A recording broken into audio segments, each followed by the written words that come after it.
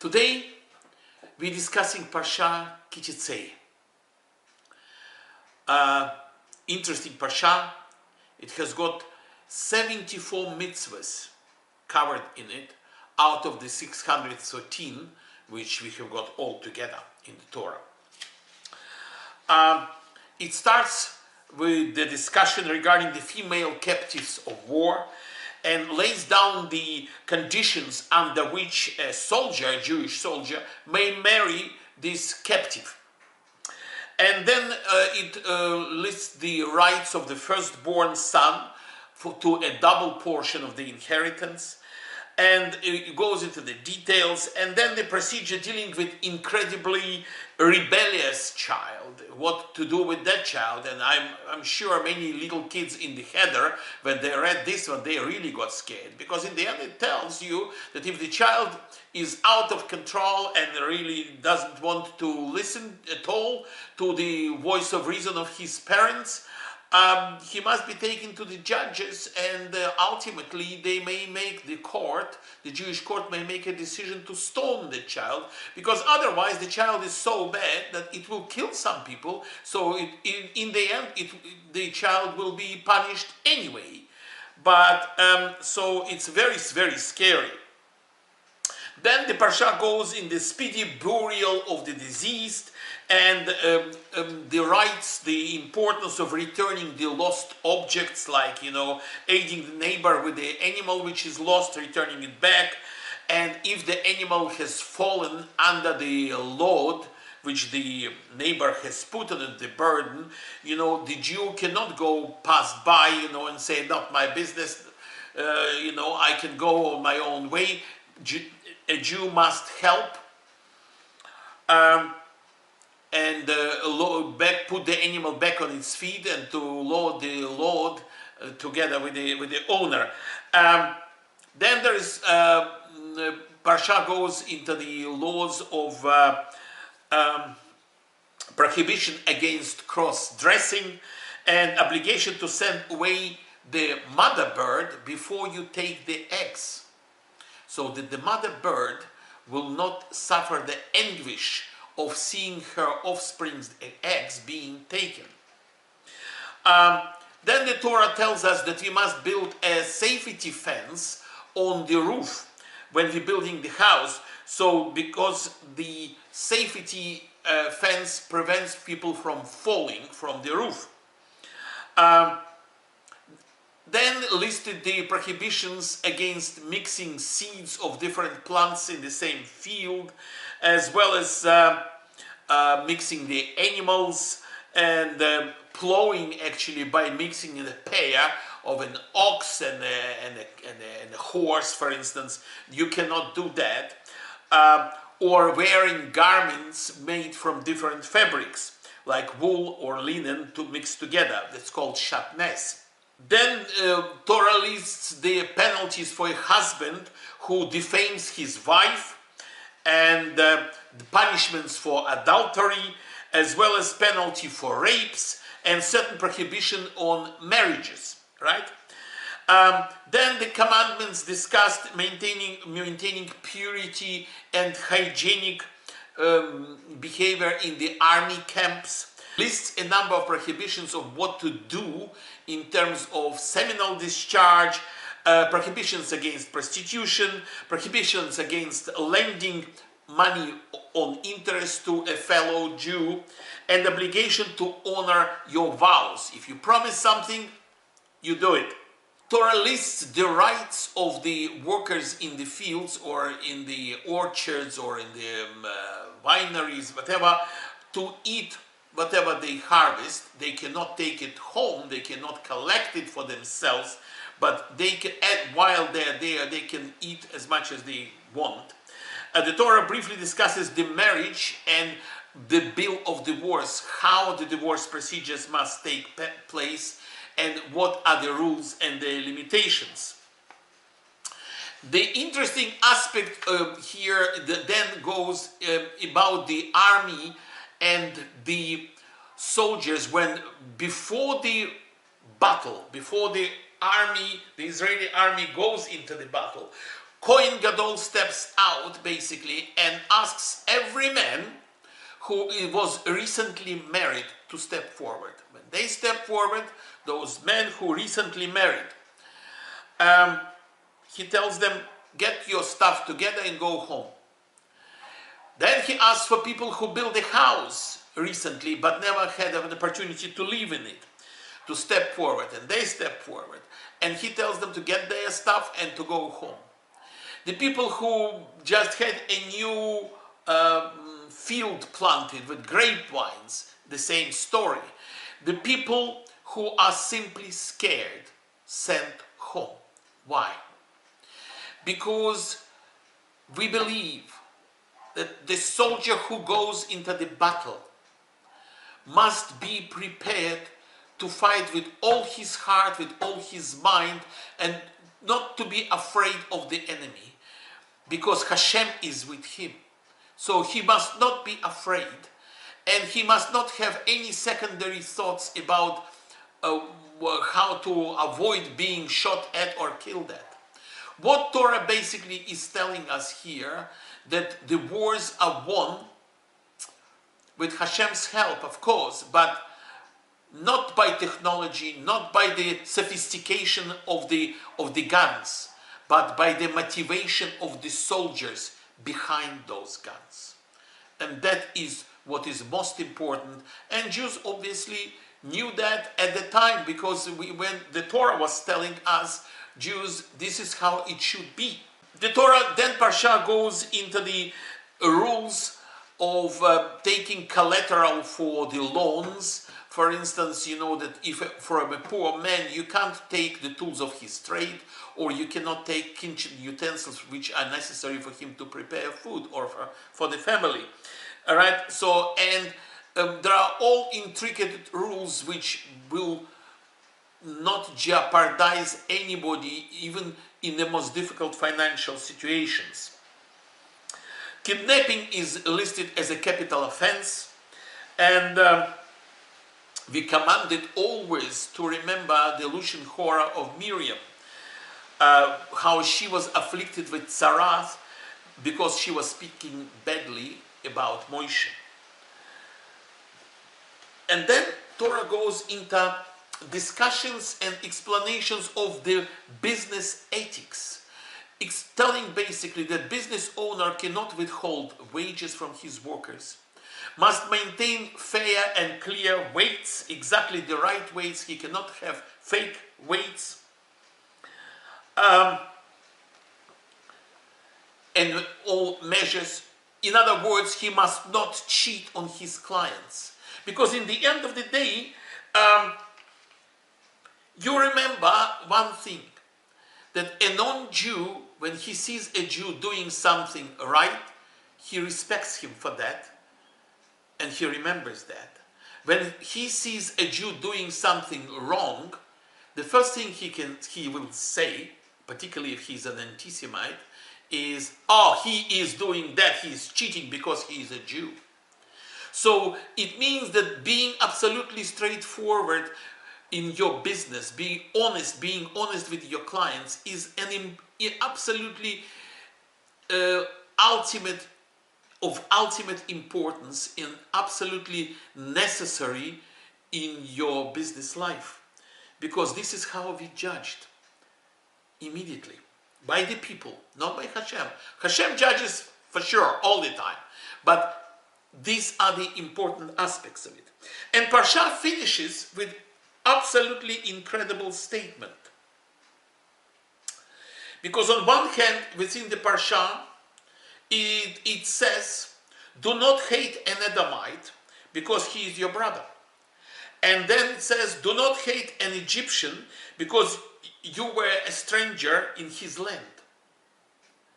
So, and then it finishes up with the following phrase. Remember Amalek's evil deed, ambushing the Israelites in their way from Egypt. So there is a contradiction here. You know, and it becomes absolutely obvious because we know very well that the Edomites were not really very friendly to us, despite the fact that they were brothers. When the Jews were actually going through the desert, they didn't let them to get through, and they told them, you know, if you step into our land, we will kill you. Right? And Jews had to go around. The Egyptians did even worse. The Egyptians were killing the babies, Jewish babies, throwing them in the Nile River, and they were actually plastering babies into the cement.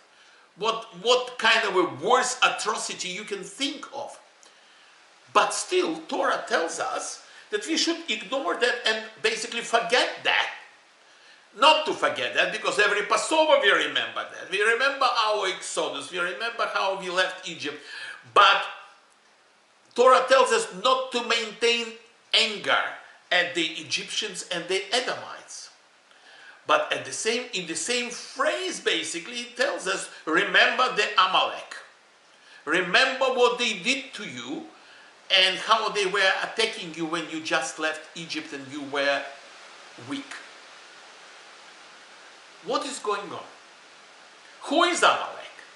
And why we need to, right through the generations, we are not hateful people, we do not hate anybody.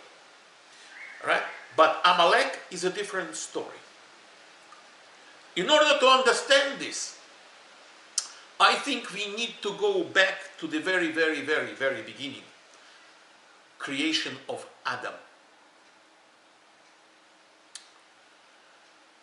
Adam and Eve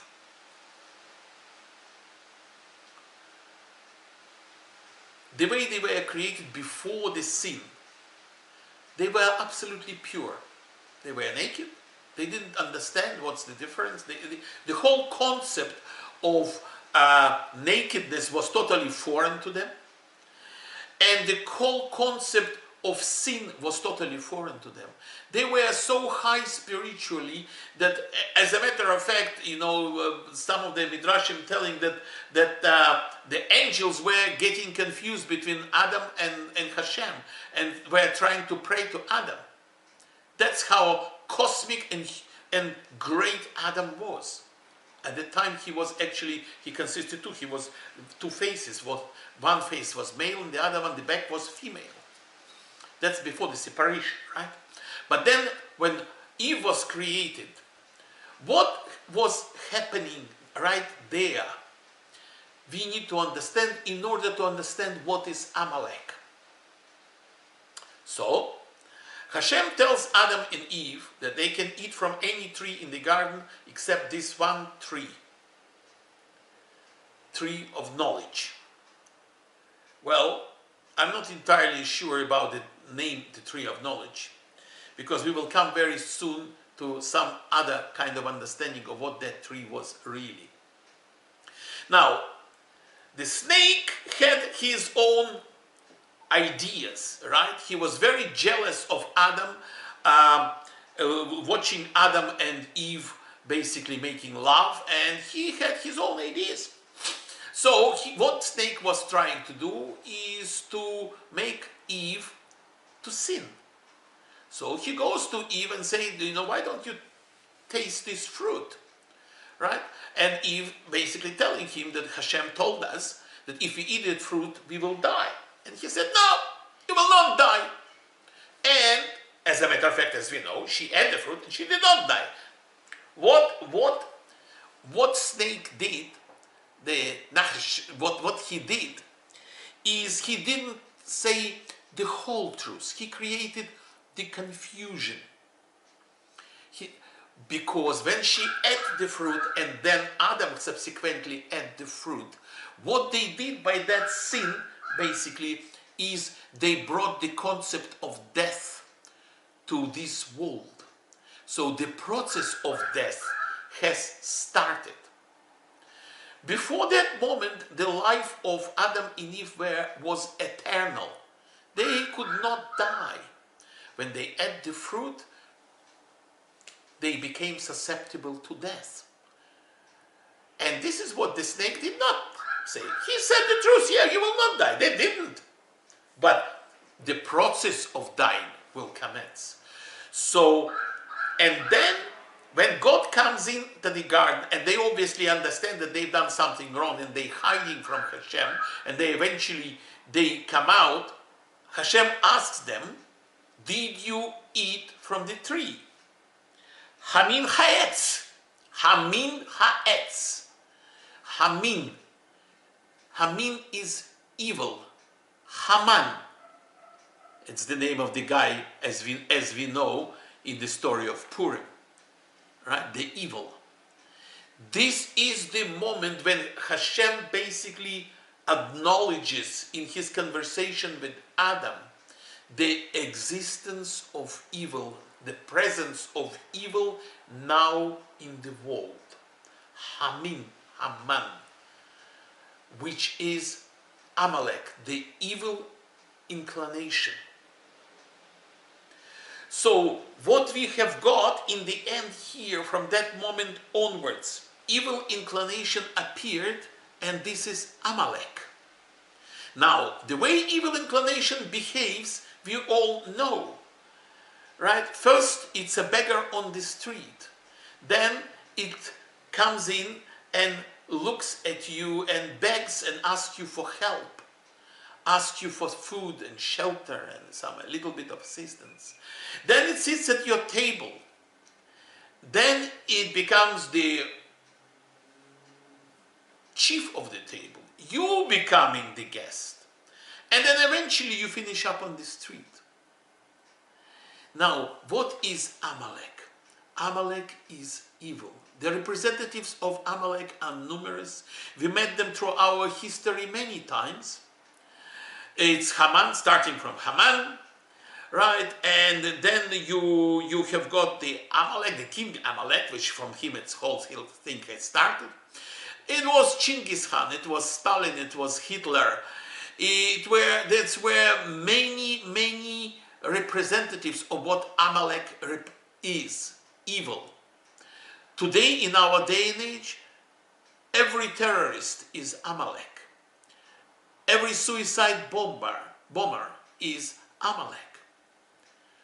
It doesn't mean necessarily that every Muslim is Amalek. No, I'm not saying that. I'm saying that every person on the planet who has got the evil inclination as the ultimate goal of their existence is Amalek. Because what Amalek do is, regardless of the consequences, their ultimate aim is to destroy the Jews. Why I'm saying that? Look what was happening at the very moment when the Jews just crossed the Red Sea with God's help, with Moshe, with the sea parting and all of this. And after all of that, they are in the middle of the desert, and suddenly they experience the first attack. Who attacks them? Amalek. Now, surely Amalek knew very well that they will be defeated. Because the Jews were well armed, extremely well motivated, which we discussed a few seconds ago, and could defend themselves, particularly with Hashem's help. Right? But what has happened in that tragedy is, prior to that, the appearance of Jewish tribes on the scene was so magnificent and so huge that all the nations were in awe of them and were afraid of them, and were thinking that they are the ones protected by God and it's impossible to defeat them. But Amalek's attacking them and still suffering the defeat, right, have reduced the temperature. They cooled the whole world out, and they shown to the world that Jews can be vulnerable and can be attacked, and maybe not defeated in this particular case, but they are still humans. And this is the most severe consequence of Amalek. And what they did, as one of the allegories, and, I heard from Rebbe Tatz in that respect, is just imagine a bath of boiling hot water. Would anybody in his right mind step into that water? would anybody in his right mind put his finger into that water? Because it will burn, the finger will have blisters, it will be horrible pain. Nobody would do that. But a crazy man whose idea is to defeat the enemy regardless of the consequences, exactly the same as what the suicide bombers are, will jump into that bath simply in order to cool down the water, disregarding his own safety and his own health and his own pain.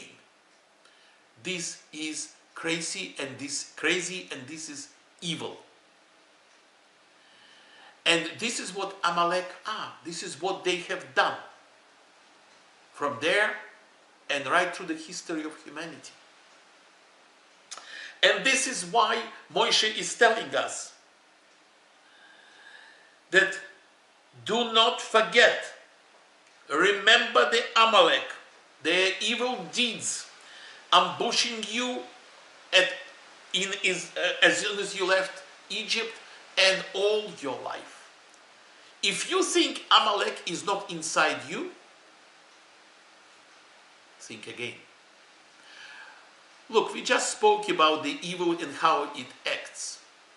And let me try to give you a little bit of another allegory so that you will see what I'm talking about. When we say, let's say you decided to go on a diet,